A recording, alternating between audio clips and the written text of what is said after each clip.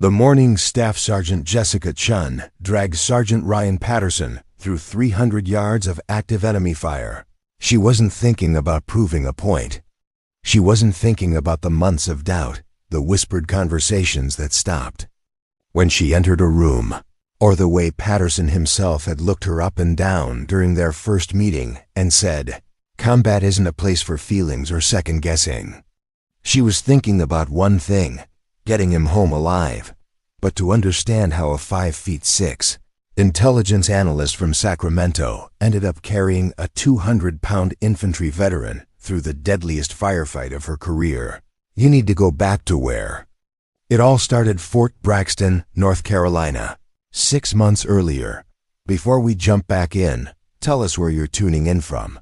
And if this story touches you, make sure you're subscribed, because tomorrow I've saved something extra special for you. The Carolina humidity clung to everything at Fort Braxton like a second skin that never quite dried. Staff Sergeant Jessica Chen stepped off the transport bus at 0530 hours, her duffel bag slung over one shoulder, boots hitting the tarmac with the measured cadence of someone who had learned to move with purpose. The base stretched out before her in the pre-dawn darkness, a maze of concrete buildings, training facilities, and the distant glow of the motor pool where mechanics were already working on the day's first maintenance rotations. Jessica had requested this transfer after 3 years pushing papers at a desk job in military intelligence, analyzing satellite imagery and writing reports that disappeared into the bureaucratic machinery. She had volunteered for frontline duty. Her superiors had been skeptical. Intelligence specialists weren't typically reassigned to infantry support roles, especially not ones who had spent their careers in climate-controlled offices, analyzing data instead of dodging bullets. But Jessica had been preparing for this moment longer than anyone realized. Every morning for 2 years, she had been at the base gym before dawn, running the same fitness routines as the infantry soldiers.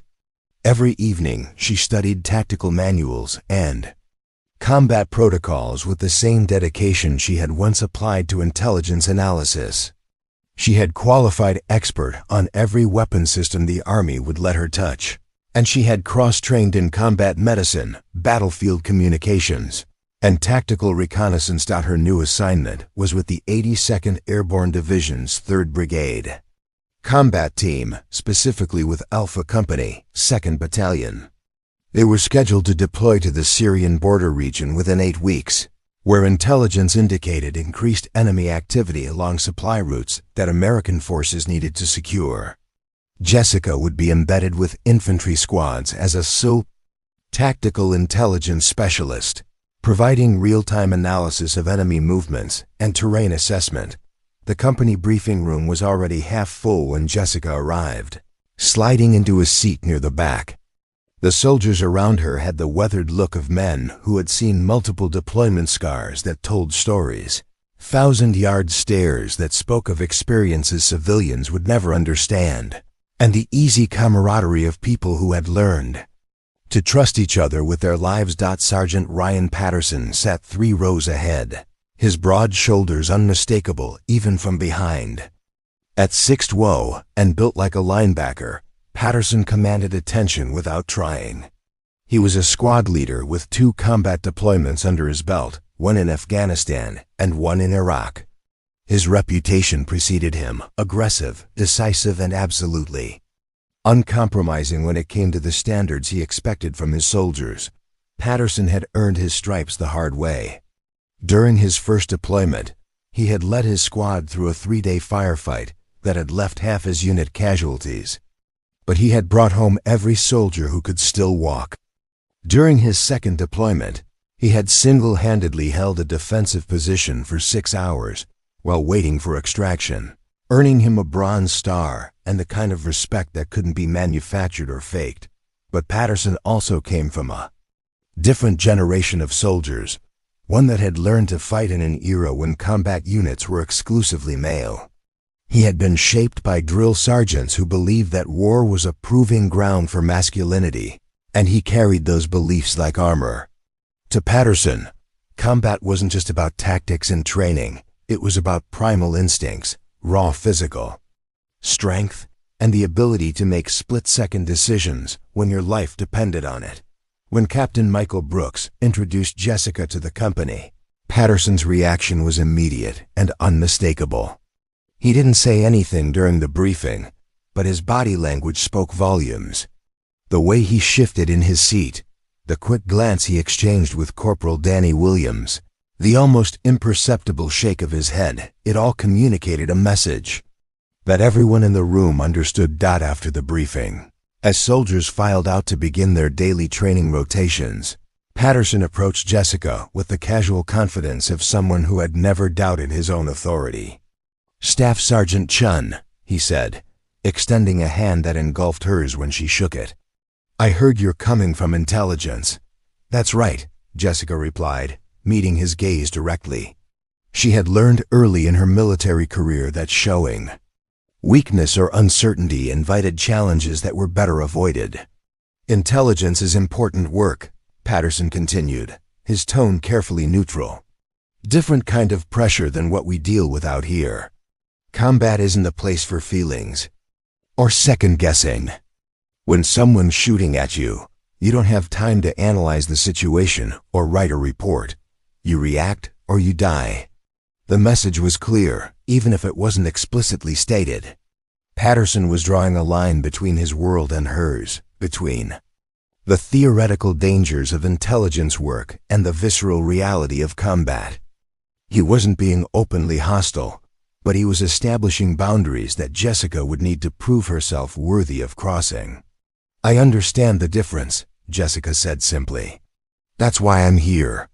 Patterson studied her for a moment, taking in her compact frame, her careful posture, the way she held herself with quiet confidence. "We'll see," he said finally. "Talk is cheap. Results are what matter." Over the following weeks, Jessica threw herself into training with the intensity of someone who understood that her credibility would be earned through performance, not promises.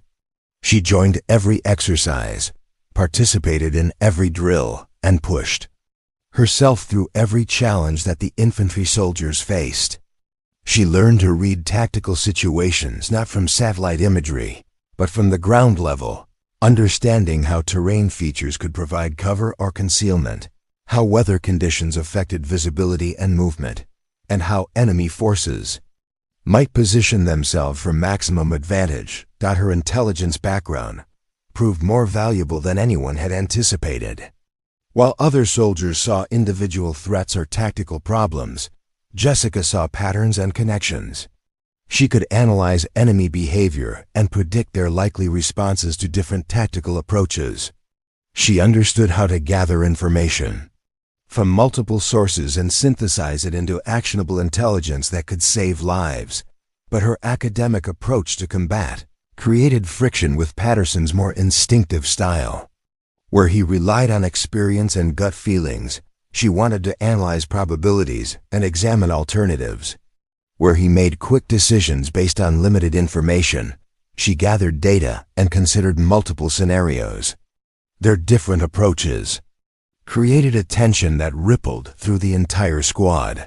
During one particularly challenging training exercise, Jessica's methodical approach had identified a safer route through simulated enemy territory, but Patterson had overruled her recommendation in favor of a more direct assault.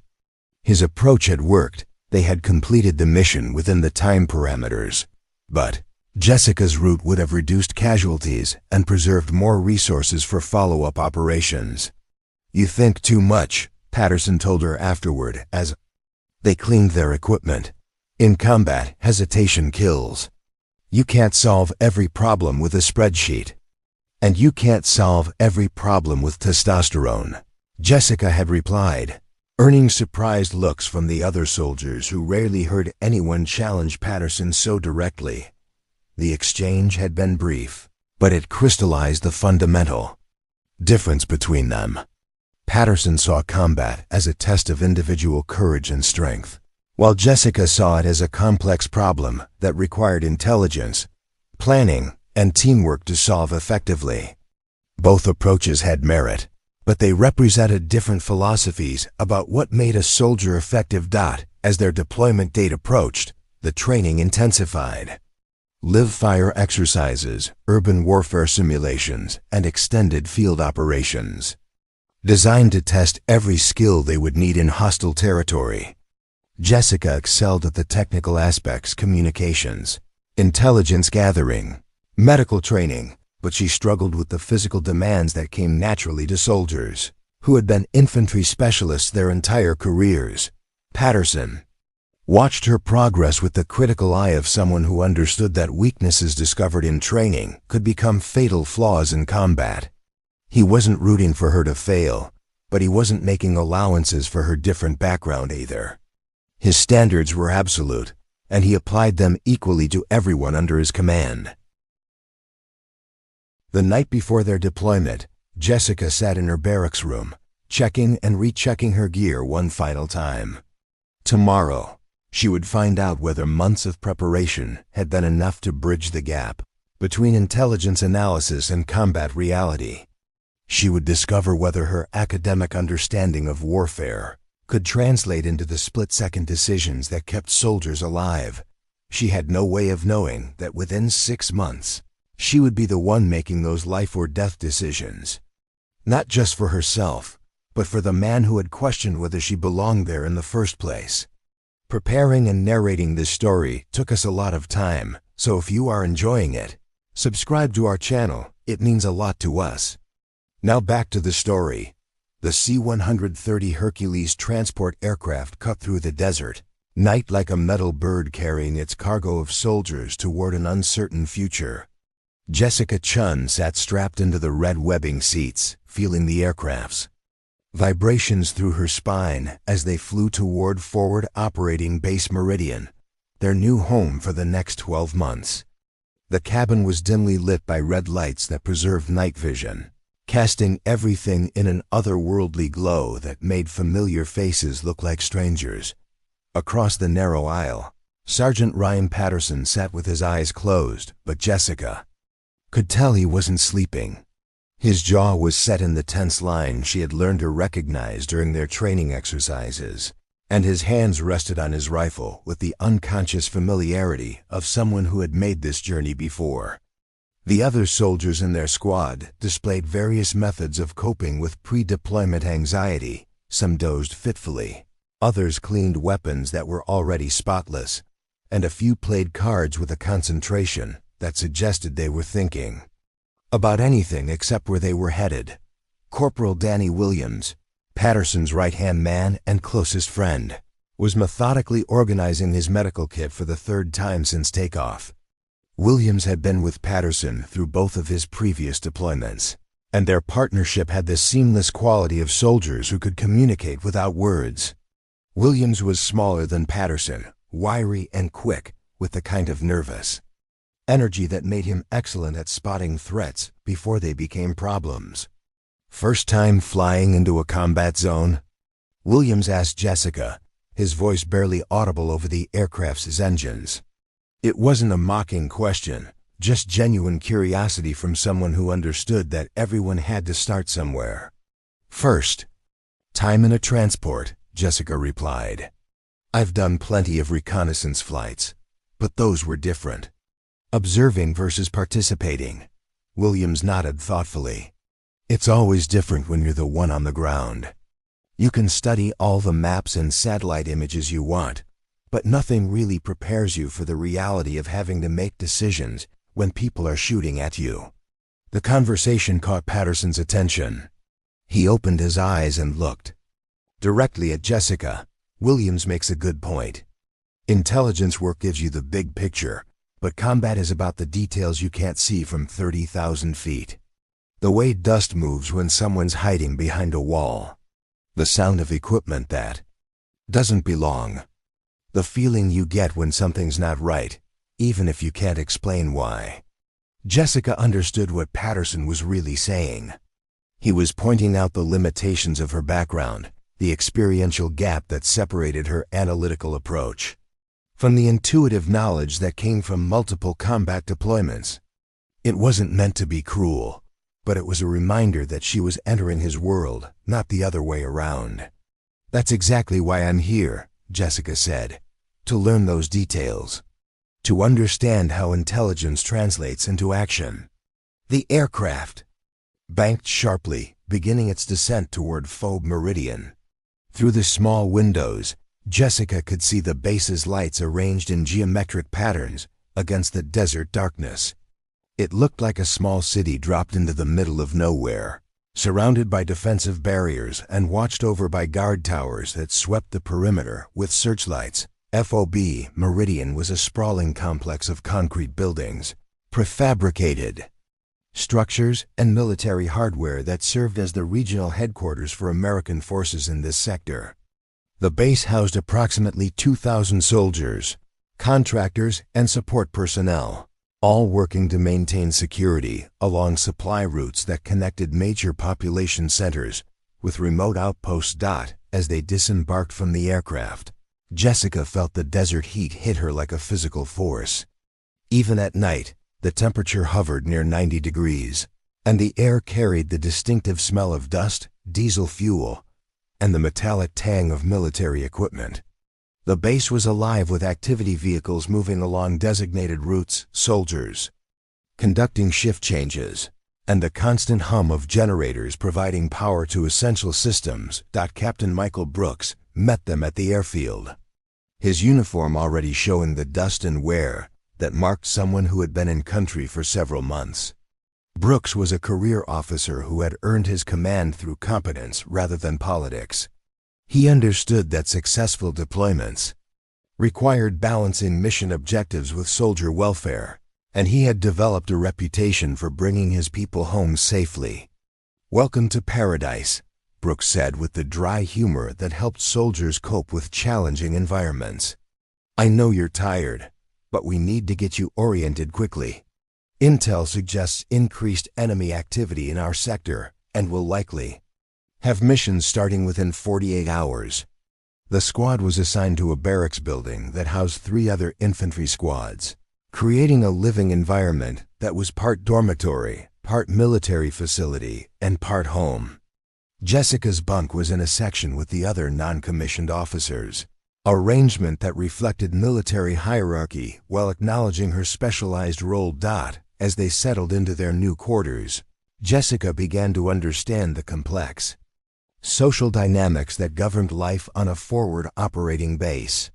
Soldiers were organized not just by rank and unit, but by deployment history, combat experience, and the unspoken bonds that formed between people who depended on each other for survival.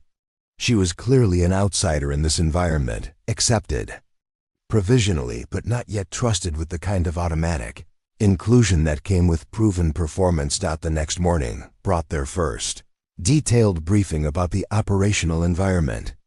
The base's intelligence officer, Major Sarah Collins, laid out the tactical situation with the kind of precision that Jessica appreciated. Enemy forces in the region were primarily insurgent groups that used guerrilla tactics, improvised explosive devices, ambushes, and hit-and-run attacks designed to disrupt American operations without engaging in direct confrontation. "They're not trying to defeat us militarily," Major Collins explained. "They're trying to make our presence here too costly to maintain. Every successful attack, every supply convoy that gets hit, every soldier that gets wounded, it all adds up to political pressure back home." Jessica studied the briefing materials with the focused attention of someone who understood that intelligence was only valuable if it led to actionable conclusions. She analyzed patrol routes, identified patterns in enemy attacks, and began building a mental map of the operational environment that went beyond the official military assessments. During the briefing, she noticed something that the other soldiers seemed to miss. The enemy attacks weren't random. They followed a pattern based on American patrol schedules and supply convoy timings. The insurgents were clearly receiving intelligence about American operations, either through direct observation or from sources within the local population. "The attack pattern suggests they have advanced knowledge of our movements," Jessica said. During the question period, If we could vary our patrol schedules and convoy routes more randomly, we might be able to disrupt their planning. Major Collins nodded approvingly. That's exactly the kind of analysis we need. Your intelligence background gives you a different perspective on these tactical problems. Patterson, however, wasn't impressed.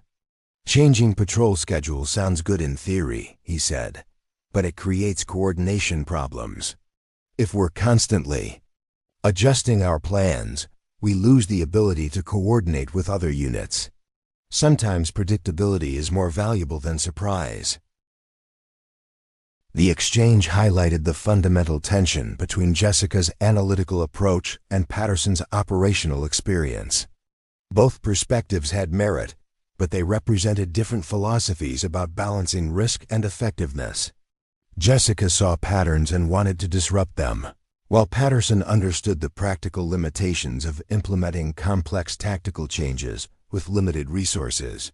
Over the following days, Jessica immersed herself in the daily routines of life. On a forward operating base, she attended briefings, studied intelligence reports, and participated in training exercises designed to prepare soldiers for the specific challenges they would face in combat. But she also observed the informal aspects of military life, the way soldiers bonded over shared hardships, the gallows humor that helped them cope with stress, and the unspoken protocols that governed behavior in high-stress environments. She noticed that Patterson's influence extended far beyond his official authority as a squad leader. Other soldiers looked to him for guidance not just on tactical matters, but on questions of morale, discipline, and unit cohesion. He had earned their respect through competence and consistency, and his opinions carried weight that went beyond rank structure. Jessica also began to understand the psychological pressures that shaped behavior in combat environments. Soldiers dealt with constant uncertainty, limited information, and the knowledge that mistakes could have fatal consequences. In such an environment, proven experience was valued over theoretical knowledge, and trust was earned through performance rather than credentials. Her first real test came during a routine patrol through a nearby village. The mission was ostensibly to establish relationships with local leaders and gather intelligence about enemy activity, but everyone understood that it was also an opportunity to evaluate how the new intelligence specialist would perform under operational conditions. The patrol included 8 soldiers led by Patterson, with Jessica assigned to provide tactical analysis and communicate with higher headquarters. As they moved through the village, Jessica applied her training in intelligence gathering, noting details about the local population, identifying potential threats, and building a mental picture of the operational environment. But she also noticed something that troubled her. The village seemed almost deserted, with fewer people visible than intelligence reports suggested should be present. Children who should have been playing in the streets were absent, and the few adults they encountered seemed nervous and reluctant to make eye contact. Something's not right, Jessica told Patterson as they moved through the village center. The population density is much lower than our intelligence suggested. Either people are deliberately avoiding us, or they've been warned to stay inside. Patterson paused, considering her observation. He had learned to trust his instincts about dangerous situations, and Jessica's analytical approach was highlighting something his experience had already detected on a subconscious level. "You think it's an ambush?" he asked. "I think it's a possibility we should consider," Jessica replied. The pattern of behavior suggests advance warning, which could mean they're preparing for something. It was a moment of potential collaboration. Between their different approaches, Jessica's analytical skills identifying patterns that Patterson's experience could interpret and act upon. But before they could develop the conversation further, the crack of rifle fire split the air, and everything changed. The rifle crack that shattered the village silence came from a rooftop approximately 150 meters to their northeast. Jessica's mind processed the information with the same analytical precision she had once applied to satellite imagery single shot, likely a warning or ranging shot, followed immediately by the distinctive whistle of Patterson's hand signal for take. Cover. The squad scattered with practiced efficiency, each soldier finding concealment behind walls, vehicles, or rubble that offered protection from the sniper's position. Jessica found herself pressed against a concrete barrier beside Corporal Williams, her heart hammering against her ribs as adrenaline flooded her system. This was different from every training exercise she had ever experienced. The bullets were real, the danger was immediate, and there were no safety officers to call timeout if something went wrong. Contact northeast, single shooter, elevated. Position. Patterson's voice crackled through their radio headsets. His tone was calm and professional, the voice of someone who had been through this scenario enough times to treat it as a technical problem rather than a life-threatening crisis. Jessica forced herself to think methodically despite the chaos. The sniper's position gave him visual control over the village's main intersection, but his field of fire was limited by the surrounding buildings. If they could identify his exact location and coordinate with base support, they could neutralize the threat without exposing the squad to unnecessary risk. She keyed her radio. Base, this is Recon 7. We have contact with single shooter. Grid coordinates 315,428. Requesting surveillance assets and possible fire support. Recon 7, base copies.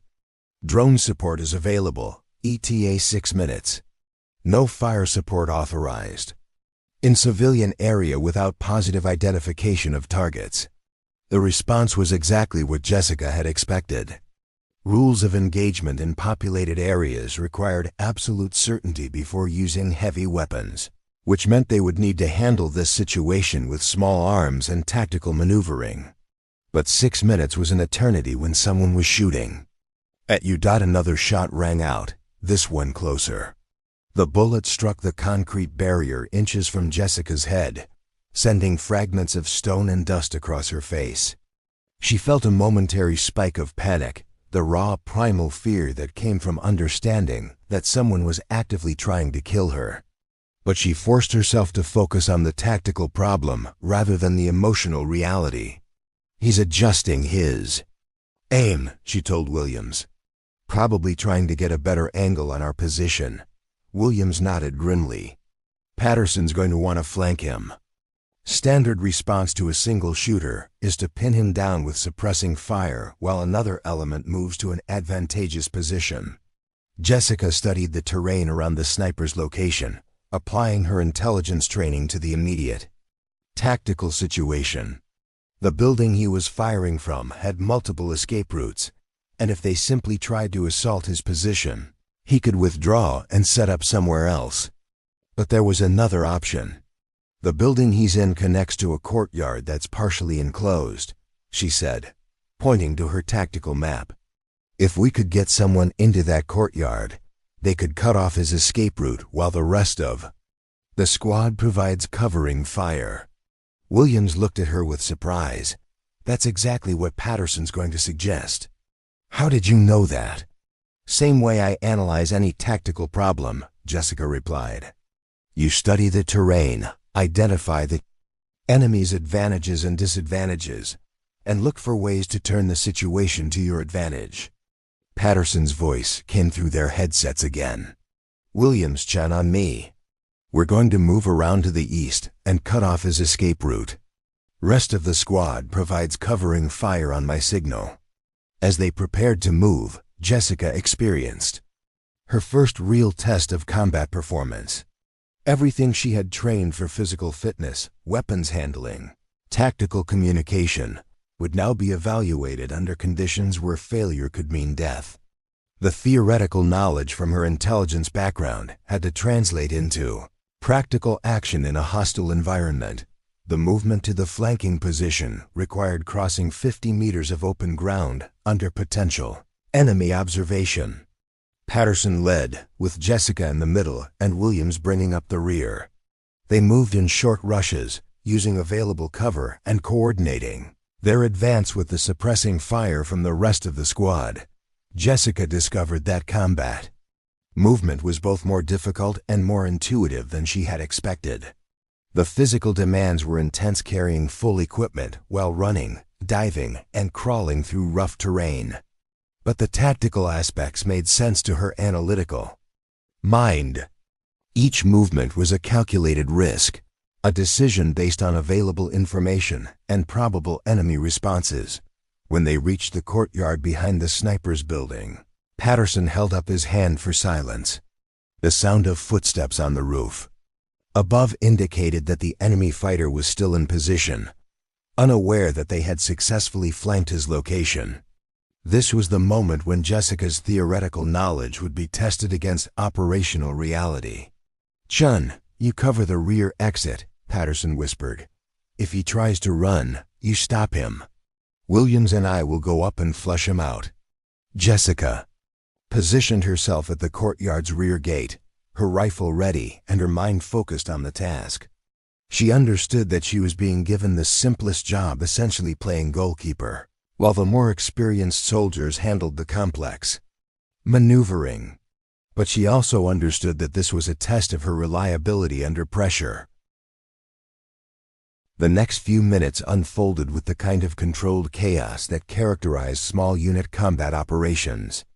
Patterson and Williams entered the building and began clearing rooms systematically, their movements coordinated through hand signals and whispered communications. Jessica maintained her position at the rear exit, scanning for any sign of the enemy fighter. Then everything went wrong. Instead of a single sniper, they had stumbled into a coordinated ambush. As Patterson and Williams reached the second floor, automatic weapons fire erupted from multiple positions around the village. The enemy had used the sniper as bait, drawing the American patrol into a killing zone where they could be engaged from multiple directions. Jessica found herself alone in the courtyard as bullets began impacting around her position. Her radio crackled with urgent communications as the rest of the squad reported contact from at least 3 different firing positions. The tactical situation had deteriorated from a manageable problem to a life-threatening crisis in a matter of seconds. "All stations, this is Recon 7, she transmitted to base. "We are in contact with multiple shooters, approximately 6 to 8 enemy fighters. Request immediate support." "Recon 7, drone is overhead now. Can you mark enemy positions for targeting?" Jessica realized that her intelligence background was suddenly invaluable. While the other soldiers were focused on immediate survival, she could analyze the overall tactical situation and coordinate with supporting assets. She began methodically identifying enemy firing positions and transmitting their locations to the drone operator. "Enemy position 1, 2-story building, northwest corner of intersection. Enemy position 2, single-story structure with blue door, east side of village square. Enemy position 3, rooftop position, building with damaged minaret." But even as she provided targeting information, Jessica understood that their immediate survival depended on tactical maneuvering rather than air support. The drone could identify enemy positions, but it couldn't extract them from the ambush they had walked into. Inside the building, Patterson and Williams had discovered that the sniper was no longer alone. At least 2 additional fighters had joined him on the upper floor, and they were now trapped in a firefight with limited escape routes. Jessica could hear the exchange of gunfire through the building's walls, punctuated by Patterson's terse radio communications. "Chen, we need an exit route," Patterson's voice came through her headset. "Can you see any way out of this building that doesn't expose us to enemy fire?" Jessica studied the building's layout, comparing what she could observe from her position with the structural details from intelligence files. The building had been constructed in a traditional Middle Eastern style, with thick walls and a flat roof that provided good defensive positions but limited escape routes. "There's a rear stairwell that leads to a back room," she replied. "If you can reach it, you can exit through a window that faces away from the main enemy positions." "Roger, cover our movement." What happened next tested every aspect of Jessica's training and preparation. As Patterson and Williams fought their way to the rear stairwell, enemy fighters attempted to flank their position through the courtyard. Where Jessica was positioned, she found herself in direct combat for the first time in her military career, engaging enemy fighters at close range while coordinating with her squad members and communicating with base support. The engagement lasted less than 10 minutes, but it felt like hours. When the shooting finally stopped, 3 enemy fighters were dead, 2 had escaped, and Jessica had proven something important to herself and her squad. She hadn't just survived her first combat engagement, she had contributed meaningfully to their tactical success. As they regrouped after the engagement, Patterson looked at Jessica with a new expression. Not respect exactly, but recognition. She had performed under pressure, made good decisions, and kept her head when the situation deteriorated. It wasn't enough to eliminate his doubts about her capabilities, but it was a start. Good work on the flanking identification, he said simply. And good shooting. Jessica nodded, accepting the compliment without making a big deal of it. She understood that she had passed an important test, but she also knew that combat operations would present many more challenges before Patterson would fully accept her as an equal member of the squad. But for the first time since arriving at Fogue Meridian, Jessica felt like she belonged. She had proven that her analytical approach to tactical problems could translate into effective combat performance. The gap between intelligence work and infantry operations wasn't as insurmountable as she had feared. As they walked back through the village toward their extraction point, Jessica realized that this engagement had changed something fundamental in her relationship with combat. She was no longer an observer analyzing situations from a distance. She was a participant whose decisions and actions directly affected the outcome of military operations. The real test, however, was still ahead, the after-action review following. The village engagement took place in a sterile conference room that smelled of stale coffee and industrial disinfectant. Captain Brooks sat at the head of a scarred wooden table, flanked by Major Collins and the squad leaders who had participated in the operation. Jessica found herself seated across from Patterson, close enough to read the subtle expressions that crossed his face as they dissected every aspect of the firefight. The intelligence was incomplete, Major Collins began, spreading aerial photographs across the table. We knew about possible sniper activity, but we missed the coordinated nature of the threat. The enemy used the single shooter as bait to draw our patrol into a prepared ambush. Jessica studied the photographs with professional interest, noting details that hadn't been apparent during the engagement. The enemy positions had been carefully chosen to create overlapping fields of fire, and their escape routes had been planned in advance. This wasn't opportunistic harassment. It was a sophisticated tactical operation. Staff Sergeant Chen's real-time intelligence coordination was exceptional. Captain Brooks continued. Her target identification allowed the drone operator to track enemy movement and coordinate our extraction. Without that support, we could have been pinned down for hours. Patterson nodded slowly. She also identified the flanking route that got Williams and me out of the building. Good tactical awareness. Under pressure. It was the first time Patterson had publicly acknowledged Jessica's contribution to a successful operation. The compliment was delivered in his characteristic understated style, but everyone in the room understood its significance. Patterson didn't praise soldiers lightly, and his opinion carried considerable weight with the other squad leaders, but Jessica also noticed what Patterson didn't say. He acknowledged her analytical contributions and her performance under fire, but he stopped, short of endorsing her as a fully capable combat soldier. There was still a distinction in his mind between supporting roles and primary combat responsibilities. The conversation shifted to lessons learned and tactical adjustments for future operations. Jessica contributed several observations about enemy patterns and suggested modifications to patrol procedures that could reduce their vulnerability to similar ambushes.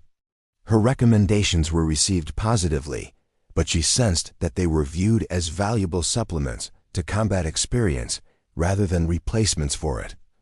Over the following weeks, Jessica's role within the squad evolved gradually. She participated in increasingly complex operations, from reconnaissance missions that required her to operate alone in hostile territory to assault operations, where she served as the primary communications link with supporting units. Each mission added to her credibility and demonstrated different aspects of her capabilities. During a night raid on a suspected weapons cache, Jessica's ability to navigate using infrared imaging and coordinate with aircraft proved invaluable when the operation encountered unexpected complications. The target building was more heavily defended than intelligence had suggested, and the squad found themselves engaged in a close-quarters firefight that required precise coordination between ground forces and air support. Overwatch, this is Recon 7. Jessica transmitted from a concealed position outside the target building. I have visual on 2 enemy fighters moving to flanking positions. Can you engage without risk to friendly forces? Recon 7. Overwatch has positive identification. Engaging now. The helicopter's 30mm cannon eliminated the flanking threat with surgical precision, allowing Patterson's assault team to complete their mission without casualties. Jessica's ability to maintain situational awareness while coordinating multiple assets had directly contributed to the operation's success, but it was during a medical emergency that Jessica demonstrated capabilities that surprised even Patterson. Specialist Kevin Martinez had been injured during a vehicle rollover accident, suffering internal injuries that required immediate medical attention. The base medical facility was 30 minutes away by helicopter, but weather conditions had grounded all aircraft until the sandstorm passed. Jessica's cross-training in combat medicine became critical. While Patterson coordinated the evacuation effort, Jessica worked to stabilize Martinez using techniques she had learned during her intelligence training.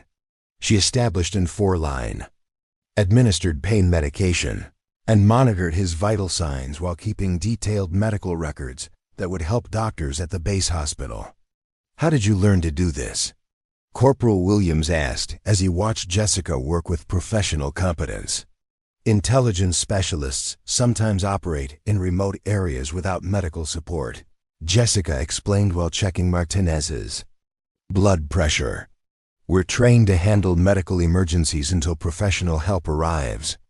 Patterson observed the medical treatment with the same analytical attention he applied to combat operations. Jessica's movements were confident and precise, and her medical knowledge was clearly more extensive than the basic first aid training that most infantry soldiers received. It was another example of how her specialized background provided capabilities that enhanced the squad's overall effectiveness. When the helicopter finally arrived to evacuate Martinez, the flight medic reviewed Jessica's treatment notes and vital sign recordings with obvious approval. "Excellent work," he told her. "Your intervention probably saved his life." The incident marked another shift in Patterson's perception of Jessica's value to the squad. She wasn't just an intelligence specialist who could handle combat operations. She was a multi-capable soldier whose diverse training made her uniquely valuable in complex situations, but Patterson's acceptance came with increased expectations. As Jessica's credibility grew, he began assigning her more challenging and dangerous responsibilities. She found herself leading reconnaissance patrols into disputed territory, coordinating with special operations units on sensitive missions, and serving as the primary liaison with local military forces whose cooperation was essential for American operations. The increased responsibility also brought increased scrutiny from other units on the base. Jessica's success had attracted attention from senior officers, who were evaluating the effectiveness of embedding intelligence specialists with infantry units. Her performance was being watched not just by her immediate squad, but by decision-makers who would determine whether similar assignments would be made in the future. During one particularly challenging mission, Jessica was tasked with establishing contact with a local tribal leader whose cooperation was essential for securing a strategic valley. The meeting required her to operate in an area where American forces had limited security presence, relying on local allies whose loyalty was uncertain. Jessica prepared for the mission with the same methodical attention she applied to intelligence analysis.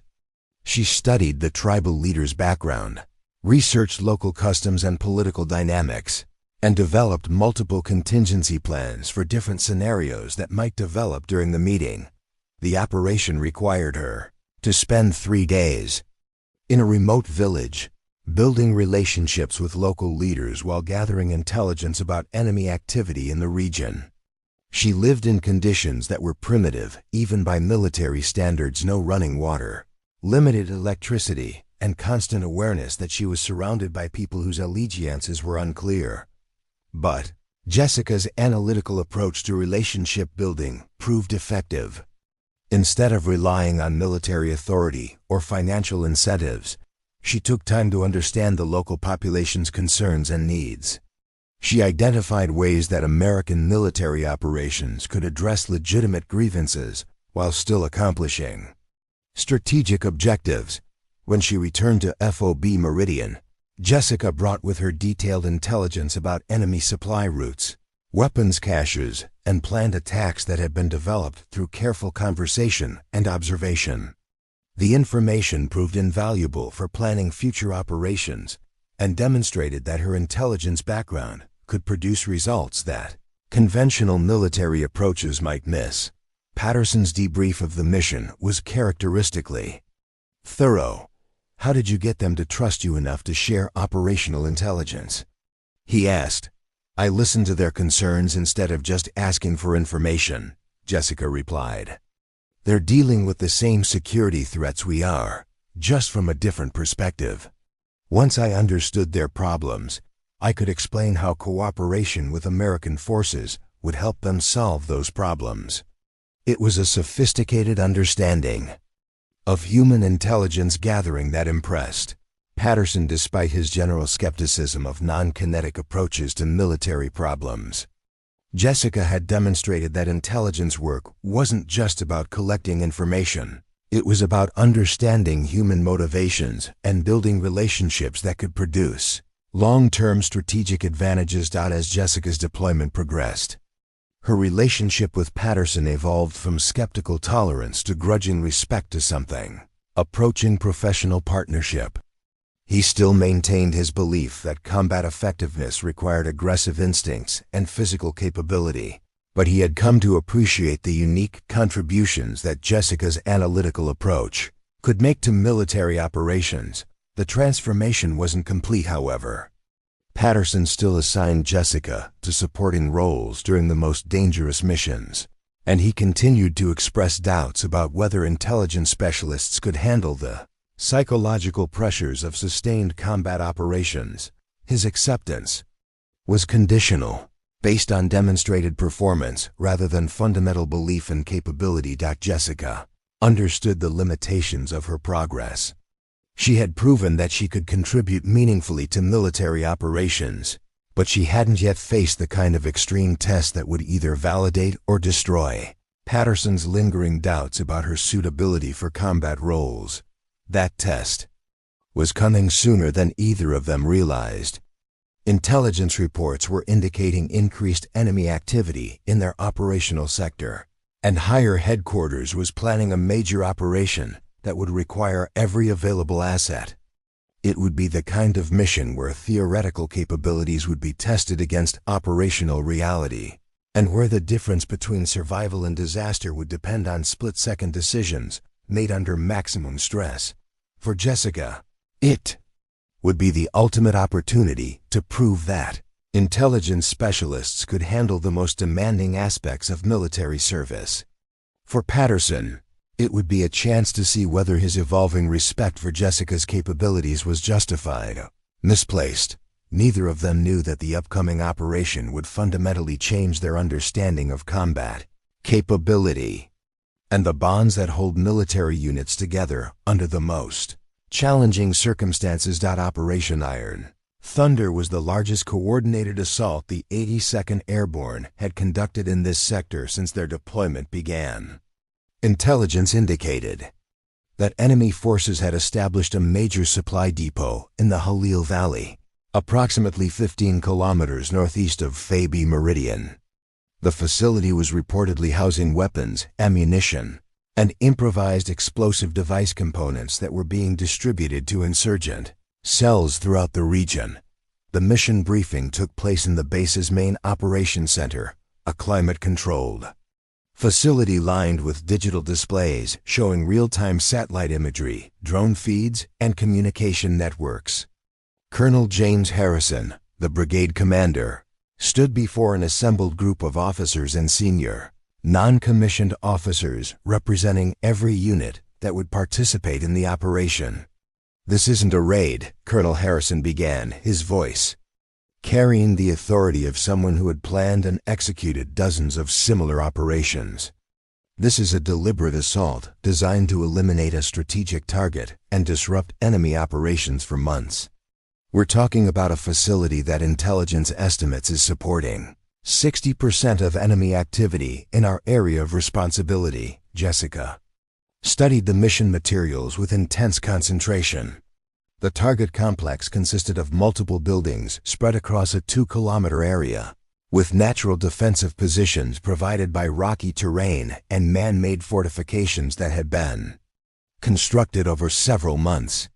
Satellite imagery showed evidence of extensive tunnel systems, concealed fighting positions, and sophisticated early warning networks. The operational plan called for a 3-pronged assault. Alpha Company would conduct the main assault on the central compound, while Bravo Company secured the northern approaches and Charlie Company blocked escape routes to the south. Air support would include attack helicopters, close air support aircraft, and reconnaissance drones providing real-time intelligence throughout the operation. Jessica's role in the operation was more complex than anything she had previously been assigned. She would accompany Alpha Company's assault team as their primary intelligence coordinator, responsible for real-time analysis of enemy responses and coordination with supporting assets. But she would also serve as the backup communications specialist and field medic, positions that could become critical if the operation encountered unexpected complications. Patterson approached her after the briefing with an expression that mixed confidence with concern. "This is going to be different from anything we've done before," he said. "We're talking about a prepared defensive position with an unknown number of enemy fighters who've had months to plan for exactly this kind of assault." "I understand the risks," Jessica replied. "What's your assessment of the enemy's likely response?" Patterson considered the question carefully. "They'll try to channel us into killing zones, where they can engage us with overlapping fields of fire. They'll use the tunnel systems to move fighters to threatened positions, and they'll probably have escape routes prepared if the situation becomes untenable." It was exactly the kind of tactical analysis that Jessica appreciated.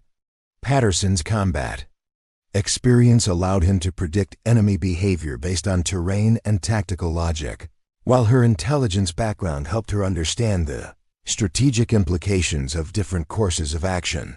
But Jessica had also identified potential problems with the operational plan that weren't being adequately addressed.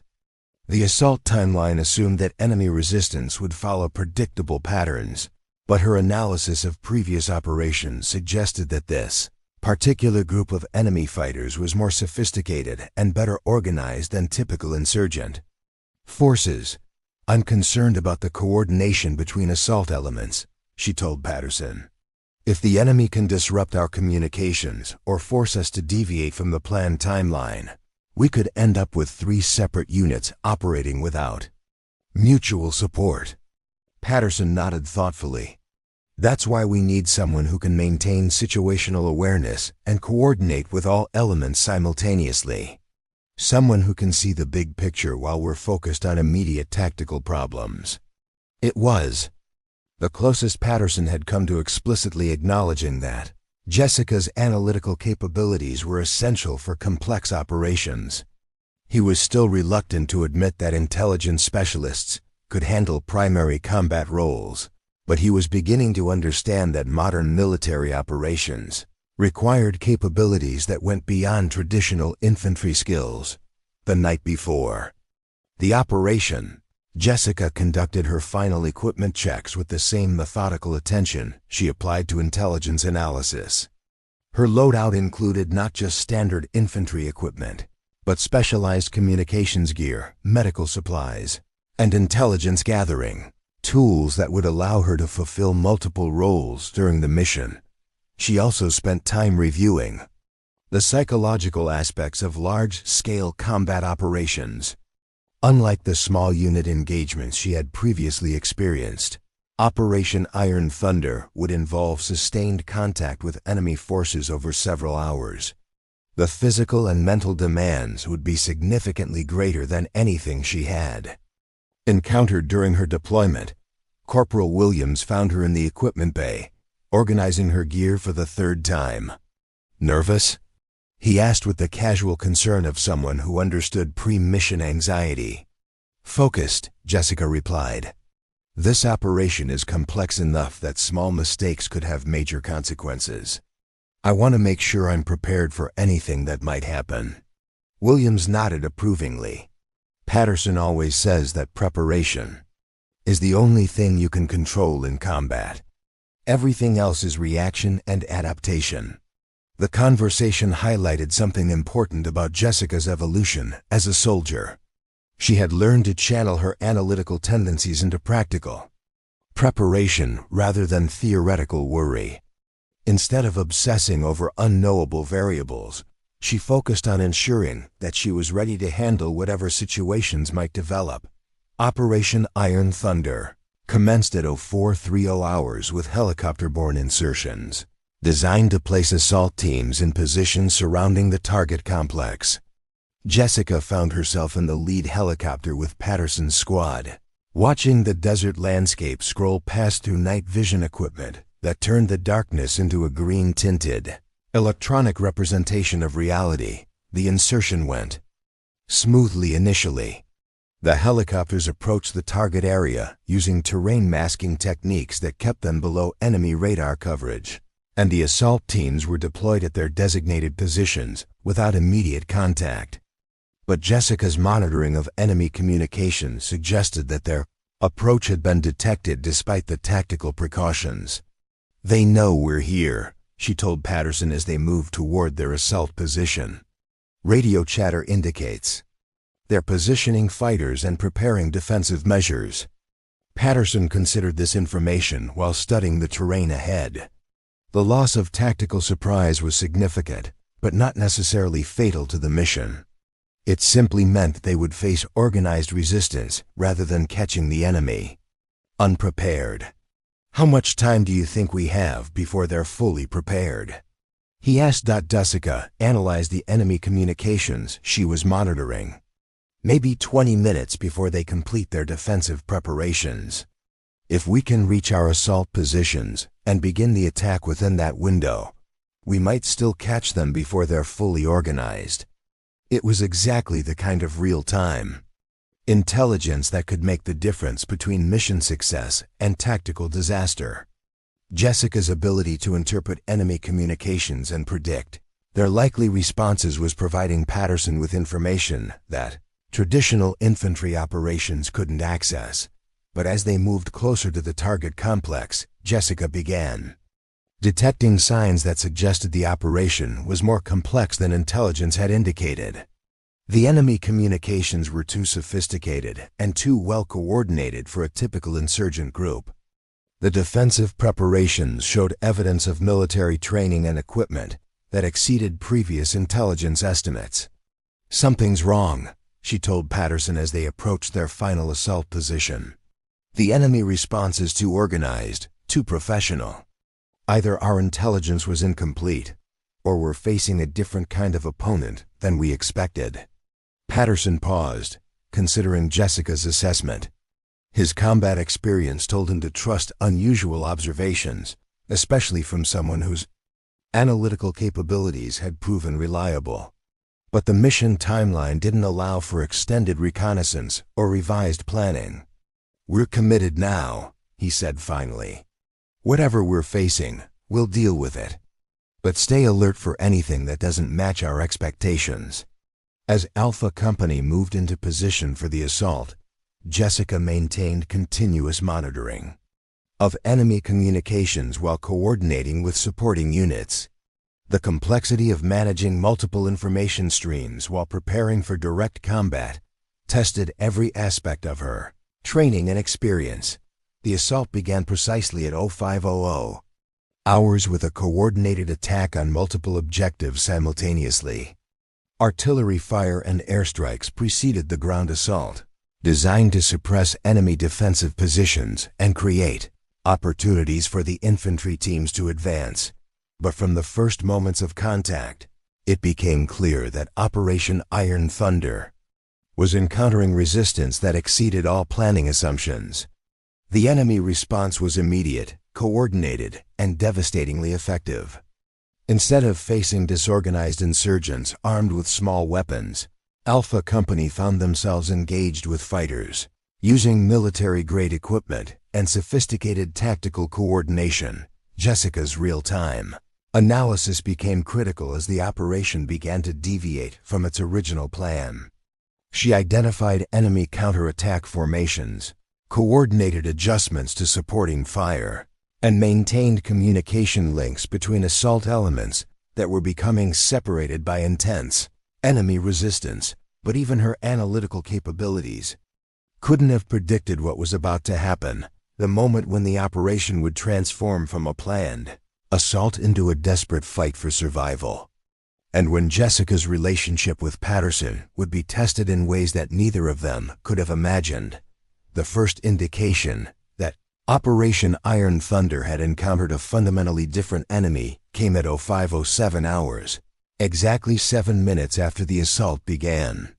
Instead of the scattered small arms fire that intelligence had predicted, Alpha Company found themselves facing coordinated machine gun positions, mortar fire that was bracketing their advance with deadly precision, and counterattack formations that moved with the disciplined efficiency of professional soldiers. Jessica crouched behind a rocky outcropping, her radio crackling with urgent communications from units across the battlefield. The carefully orchestrated assault plan was disintegrating as each element encountered resistance that exceeded their worst-case planning scenarios. What should have been a decisive strike against an insurgent supply depot was becoming a pitched battle against an enemy force that had transformed the target area into a sophisticated defensive complex. "Base, this is Recon 7, Jessica transmitted while analyzing the tactical situation unfolding around her. "Enemy resistance is significantly heavier than intelligence estimates. We're facing coordinated defensive positions with overlapping fields of fire and professional military coordination. Recon 7, base copies. Can you provide updated enemy strength estimates?" Jessica studied the pattern of enemy fire and the coordination of their defensive responses. Her intelligence training allowed her to read the battlefield like a tactical puzzle, identifying unit boundaries, command relationships, and operational capabilities based on how the enemy forces moved and communicated. "Base, estimated enemy strength is at least company level, possibly reinforced. They have prepared defensive positions, indirect fire support, and what appears to be professional military leadership. This isn't an insurgent supply depot, it's a fortified military position." The implications of Jessica's assessment rippled through the command structure within minutes. If her analysis was correct, Alpha Company wasn't conducting a raid against lightly defended targets. They were assaulting a prepared enemy position, with forces that were potentially equal to their own in numbers and superior in defensive advantages. Patterson's voice cut through the radio chatter with characteristic calm. "Chen, I need you to coordinate fire support for our advance. Williams is hit, and we're pinned down approximately 200 meters from the primary objective. Jessica felt her stomach tighten. Williams had been Patterson's closest friend and most trusted partner for 2 deployments. If he was wounded seriously enough to affect their tactical capabilities, their entire assault element was in immediate danger. Roger, coordinating fire support now, Jessica replied, switching to the frequency that connected her with the helicopter gunships, providing close air support. Phoenix 1-7, this is Recon 7. I have troops in contact requiring immediate fire support. Grid coordinates 347,521. Enemy positions are in prepared fighting. Positions approximately 50 meters north of friendly forces. Recon 7 Phoenix. 1-7 is inbound. Can you mark target positions with infrared designator? Jessica activated her tactical laser designator, painting enemy positions with infrared markers that were invisible to the naked eye, but clearly visible to the helicopters. Targeting systems. It was a complex coordination task that required her to maintain visual contact with enemy positions while communicating with aircraft and coordinating with ground forces simultaneously. The helicopter's 30mm cannon fire walked across the enemy defensive line with devastating precision, temporarily suppressing their fire and creating an opportunity for Patterson's element to advance. But Jessica could see that the enemy's defensive depth extended far beyond the positions they had just engaged. This was going to be a long, bloody fight. As Alpha Company pressed their advance, Jessica moved with Patterson's assault team, providing real-time intelligence coordination while monitoring communications from across the battlefield.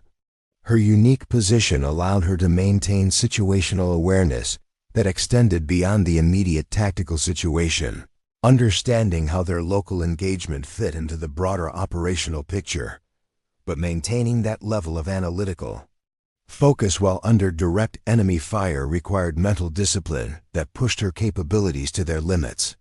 Every few seconds, bullets cracked overhead or impacted near her position, creating moments of pure terror that threatened to overwhelm her analytical training with primal survival instincts.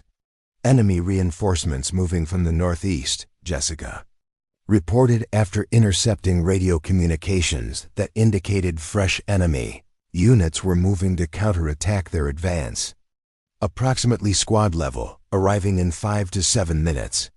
Patterson processed this information while directing his team's advance through a maze of rocky terrain that provided cover from enemy observation, but also limited their ability to coordinate with other elements.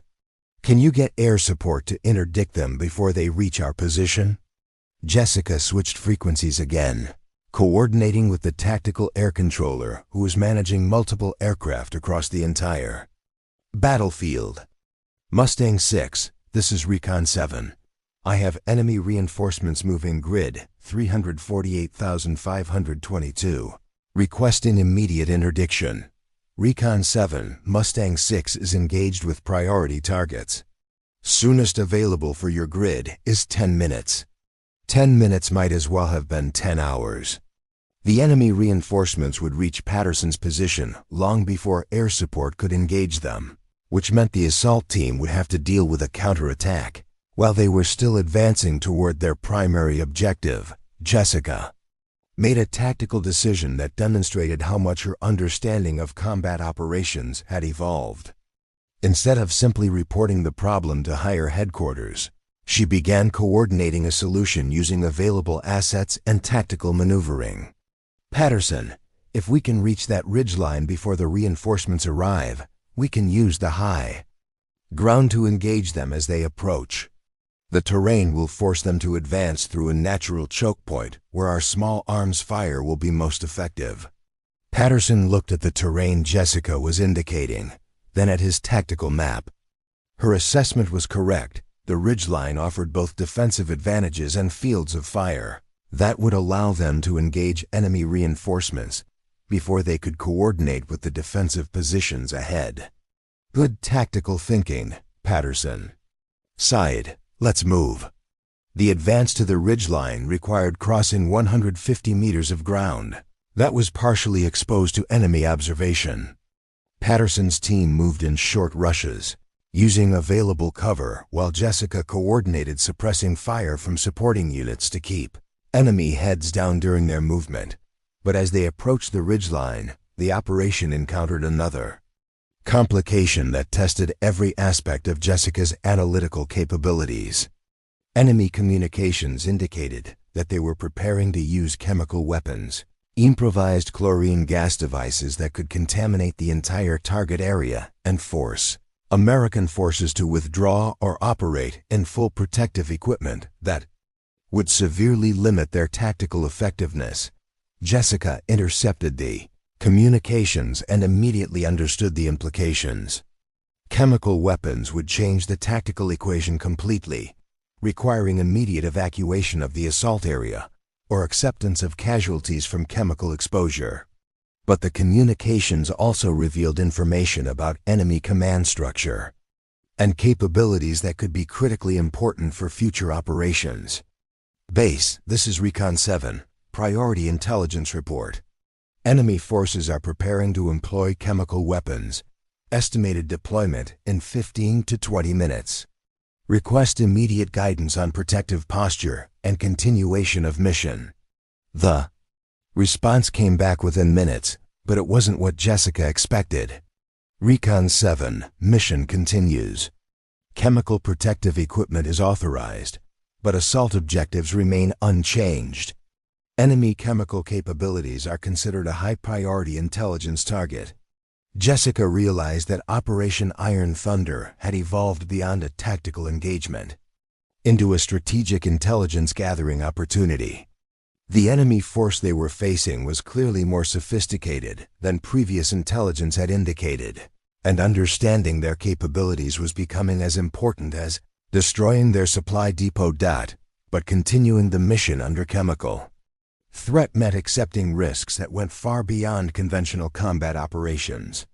Chemical protective equipment would reduce visibility, limit communication, and create heat stress that could quickly become debilitating in desert conditions. Every aspect of the operation would become more difficult and more dangerous. Patterson received the same guidance through his command frequency, and Jessica watched his expression as he processed the implications. He understood better than anyone how chemical protective equipment would affect their tactical capabilities, but he also understood that intelligence about enemy chemical weapons was critically important for protecting American forces in future operations. We continue the mission, Patterson decided.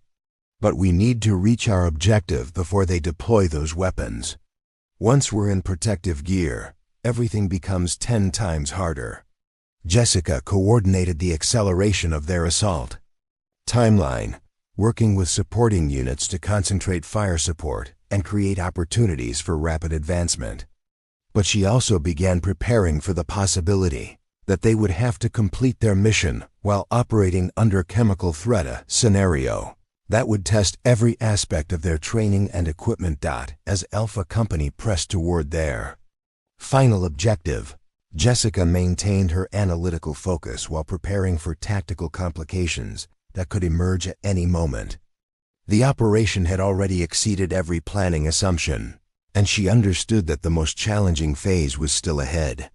What she couldn't know was that within the next hour, her analytical capabilities would become the only thing standing between Patterson and a situation that would test not just their tactical partnership, but their fundamental understanding of what it meant to be soldiers who never left anyone behind.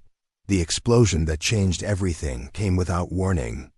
At 0643 hours, Jessica was coordinating final fire support adjustments when the improvised explosive device detonated 15 meters from Patterson's position, sending a shockwave through the rocky terrain that knocked 3 soldiers to the ground and filled the air with dust and debris that obscured visibility for critical seconds.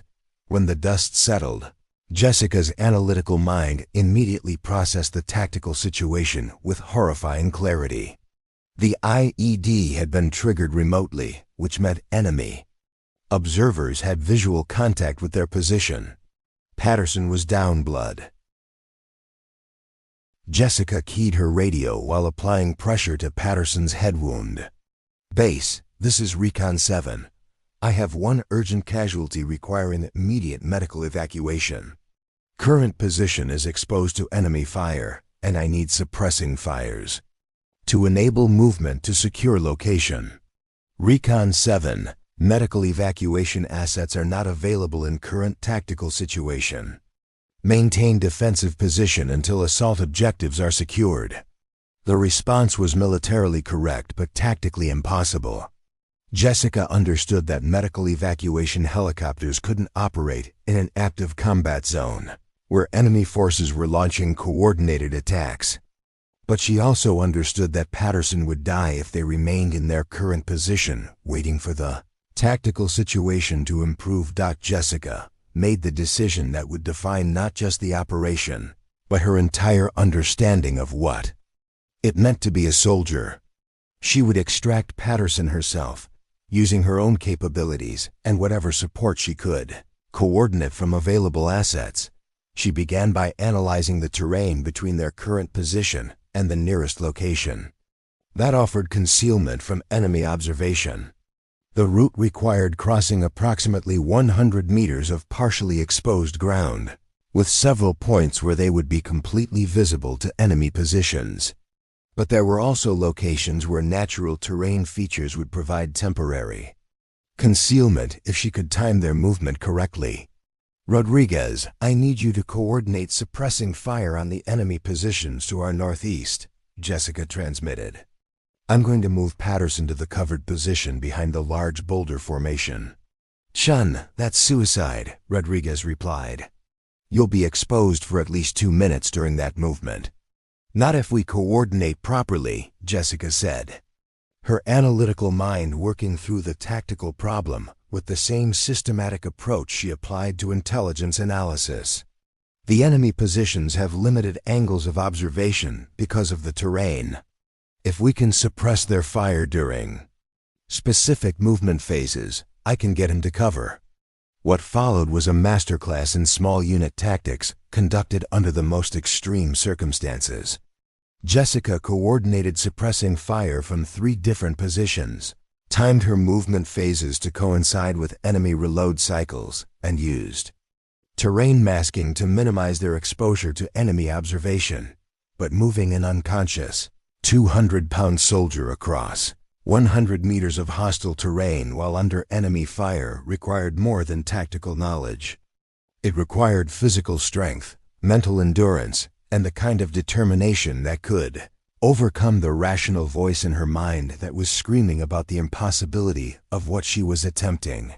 Jessica lifted Patterson into a fireman's carry, feeling his dead weight settle across her shoulders with crushing finality. Every step would be a conscious decision to continue despite pain, fatigue, and the constant threat of enemy fire that could end both their lives in an instant. The movement began during a concentrated burst of suppressing fire that forced enemy marksmen to seek cover rather than engage targets. Jessica moved as quickly as Patterson's weight would allow, covering the first 30 meters during the initial suppression phase. But as the covering fire began to slacken, enemy rounds started impacting around her position with increasing accuracy. A bullet struck the ground inches from her feet, sending rock fragments against her legs. Another round passed so close to her head that she felt the pressure wave against her face. But Jessica maintained her focus on the movement, calculating each step and using available cover to mask their advance from enemy observation. Halfway through the movement, Patterson regained consciousness briefly. "Chen," he whispered, his voice barely audible over the sound of gunfire. "Leave me. Complete the mission." "Shut up and stay still," Jessica replied, her voice tight with exertion and concentration. "We're getting out of this together." It was a moment that crystallized everything about their relationship and their different approaches to military service. Patterson's instinct was to sacrifice himself for mission accomplishment, while Jessica's analytical mind had calculated that saving Patterson was not just morally imperative, but tactically advantageous for the overall operation. The final phase of the movement required crossing 40 meters of completely exposed ground, where enemy forces would have clear shots at both of them. Jessica coordinated the covering fire one more time, but she also understood that this phase would depend more on speed and luck than tactical maneuvering. She ran the final distance with Patterson's weight, threatening to drive her to her knees with every step. Her legs burned with lactic acid buildup, her lungs screamed for oxygen in the thin desert air, and her mind began to narrow to a tunnel vision focused solely on reaching the covered position that represented safety. Enemy fire concentrated on their movement with deadly intensity. Bullets struck the ground around them in a pattern that indicated multiple marksmen were coordinating their fire to bracket their advance. Jessica felt the heat of tracer rounds passing within inches of her body, and she could hear the distinctive crack of supersonic rounds that meant enemy marksmen were adjusting their aim with professional precision. But somehow, impossibly, they reached the covered position without taking a direct hit. Jessica collapsed behind the boulder formation, her body shaking with exhaustion and adrenaline, while Patterson's unconscious form lay beside her, in a location that finally offered protection from enemy observation. As Jessica began applying proper medical treatment to Patterson's injuries, she realized that something fundamental had changed in their relationship and in her understanding of combat. She had proven beyond any doubt that she could handle the most extreme demands of military service, but more importantly, she had demonstrated the kind of loyalty and determination that defined the best soldiers regardless of their background or training. The rescue wasn't complete yet. They still needed medical evacuation, and the tactical situation remained dangerous. But Jessica had crossed a threshold that could never be uncrossed, proving that when everything was on the line, she was exactly the kind of soldier that the military needed.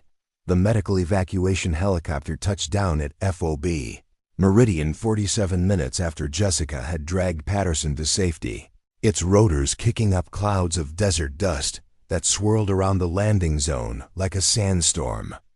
Jessica sat beside Patterson's stretcher in the aircraft's cramped medical bay, watching the flight medic work with practiced efficiency while her own hands shook with delayed adrenaline reaction. Patterson had regained consciousness during the flight, his eyes focusing on Jessica with an expression she had never seen before. It wasn't gratitude exactly, though that was certainly present. It was recognition, the kind of acknowledgement that passed between soldiers who had been tested under the most extreme circumstances and found each other worthy of absolute trust. "You could have been killed," Patterson said, his voice hoarse from pain medication but carrying unmistakable conviction. "You should have waited for coordinated extraction and let you die while I followed proper procedures." Jessica replied, checking his foreline with movements that had become automatic during her medical training. "That's not how this works, and you know it." Patterson was quiet for several moments, processing not just her words, but the fundamental shift in his understanding of combat capability and military effectiveness.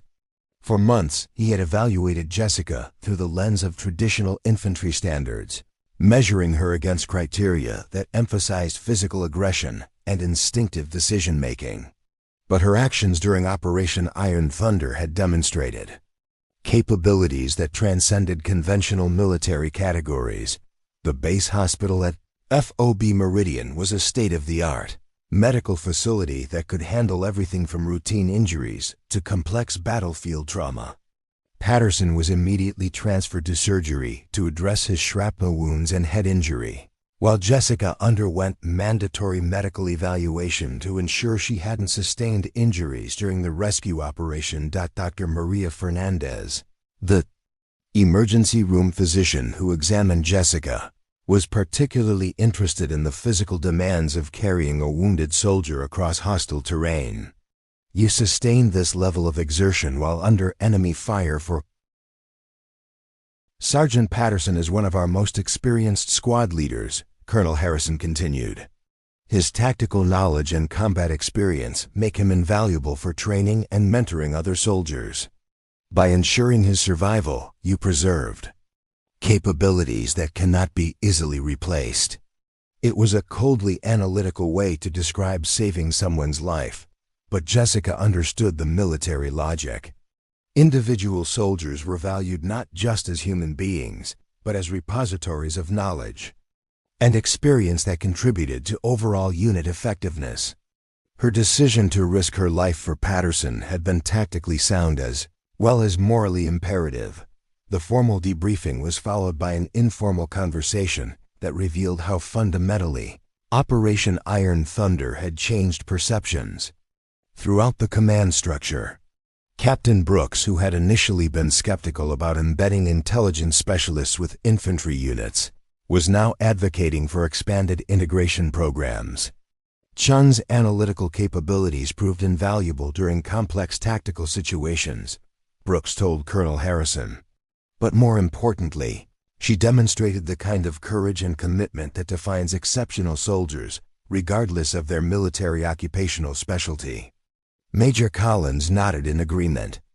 Her intelligence background gave her unique capabilities for coordination and analysis, but her performance under fire proved that those capabilities can be combined with combat effectiveness in ways we hadn't previously considered. The recognition was gratifying, but Jessica was more interested in the practical implications for her continued service. She had requested the assignment to prove that intelligence specialists could contribute meaningfully to combat operations, and Operation Iron Thunder had provided that proof in the most dramatic way possible. When Patterson was released from surgery 3 days later, he sought out Jessica for a conversation that both had been anticipating since the rescue. They met in the base's recreation facility, a quiet space where soldiers could decompress from operational stress without the formal atmosphere of military meetings. "I owe you my life," Patterson said simply, settling into a chair across from Jessica with movements that showed he was still recovering from his injuries. "But I also owe you an apology." Jessica waited, understanding that Patterson needed to express thoughts he had been developing during his recovery. "When you first arrived, I evaluated you based on assumptions about what combat requires," Patterson continued. "I thought intelligence work was fundamentally different from infantry operations, and I questioned whether someone with your background could handle the psychological and physical demands of direct combat." "You weren't entirely wrong," Jessica replied. "Intelligence work is different from infantry operations, but the skills aren't mutually exclusive. Analytical thinking can enhance combat effectiveness rather than replacing it." Patterson nodded. "Slowly, that's what I learned during Operation Iron Thunder. Your ability to coordinate multiple assets, analyze complex tactical situations, and maintain focus under extreme stress. Those capabilities made you more effective in combat, not less effective." The conversation marked the completion of Jessica's transformation from an intelligence specialist seeking to prove herself in combat roles to a fully integrated soldier whose unique capabilities were recognized and valued by her peers. But it also marked the beginning of Patterson's evolution from someone who defined military effectiveness through traditional categories to someone who understood that modern warfare required diverse capabilities and approaches. 6 months later, Jessica received orders transferring her to a specialized unit that embedded intelligence analysts with special operations forces conducting high-risk missions in contested environments.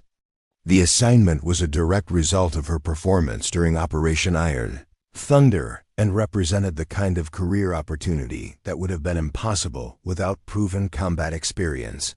Patterson, now fully recovered from his injuries, was selected to lead the training program that prepared intelligence specialists for integration with combat units.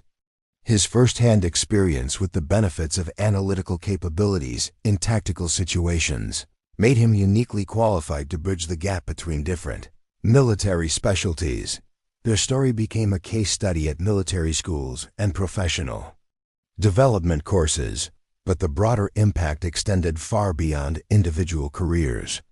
Operation Iron Thunder had demonstrated that military effectiveness in complex environments required diverse capabilities and that traditional distinctions between combat and support roles were becoming increasingly obsolete. Jessica's willingness to risk her life to save Patterson had proven more than individual courage. It had validated a new approach to military service that valued analytical thinking, technical expertise, and moral commitment as highly as physical strength and aggressive instincts.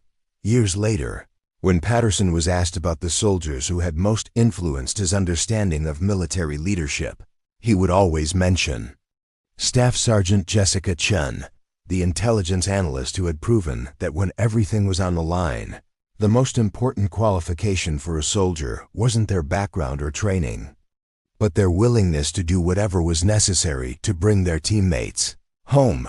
Jessica's story became a testament to the reality that true strength in combat comes not from conforming to traditional expectations, but from bringing unique capabilities to challenging situations and delivering results when lives depend on performance. She had proven that the best soldiers aren't defined by their military occupational specialty. They're defined by their character, their competence, and their commitment to the principle that no one gets left behind. The morning she said goodbye to FOB Meridian, Jessica looked back at the base where she had transformed from an intelligence analyst seeking to prove herself into a combat-tested soldier whose capabilities were no longer questioned. She had achieved something more valuable than professional recognition. She had earned the respect of soldiers like Patterson, who understood what it truly meant to serve with honor under the most challenging circumstances. Her journey from the intelligence community to direct combat roles had proven that military effectiveness couldn't be reduced to simple categories or traditional assumptions.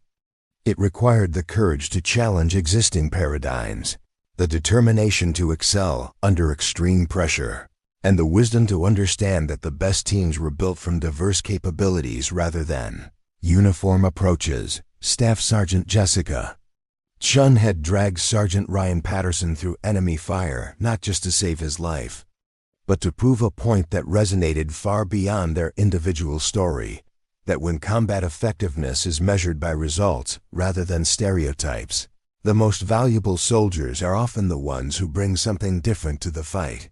Up next, you've got two more standout stories right on your screen.